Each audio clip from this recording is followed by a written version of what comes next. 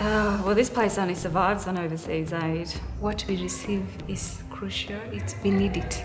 The foundation does wonderful work. Donations come in from various sources. There's a 500 supporters club. The idea was simple. It was to have 500 people donating $500 a year for 5 years. Various schools, Christian Brothers raise funds. The whole school gets involved in the fundraising. We have a walkathon each year. It's a matter of doing something rather than nothing. Nothing puts us in touch with the poor as much as sharing their experience. This isn't a money-making place at all. It's a money sucker. If the clinic at Reuben is critical for the people's survival, the school here is critical for their future.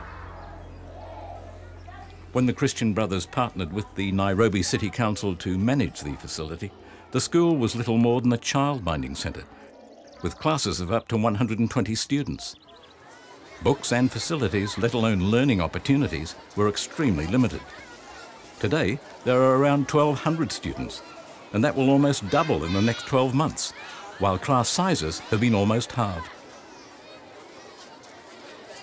But even with fees of around $4 Australian per term, many parents can't afford the cost, let alone books and uniforms.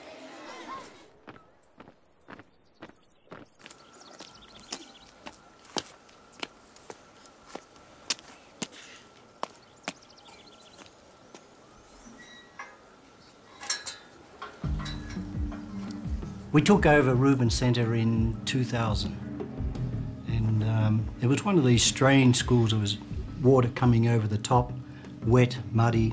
The classrooms were dark.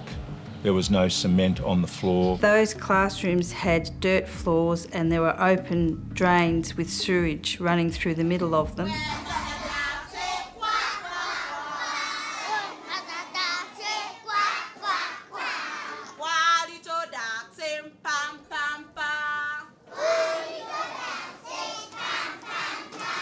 The support of people like the High Commissioner and the High Commission has been important to establishing Reuben with sanitation. They gave us support for drainage, for putting in toilet blocks. The Christian Brothers Foundation for Overseas Aid gave us a lot of money.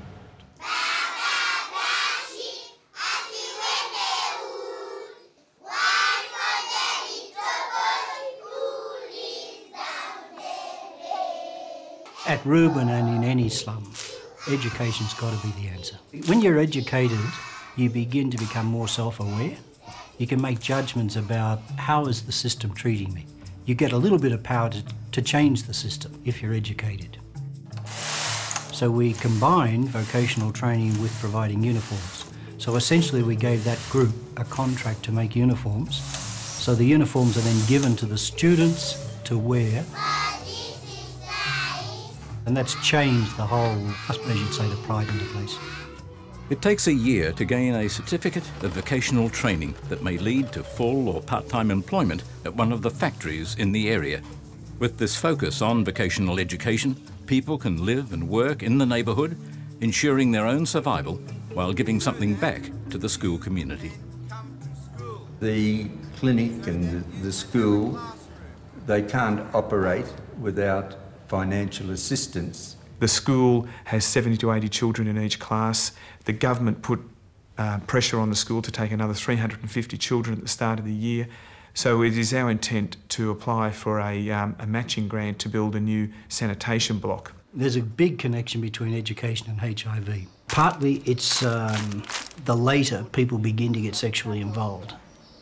That's the first part of it. And the more children are at school, the more likely it is that they will be late in starting their sexual involvement. So that's going to be one of it.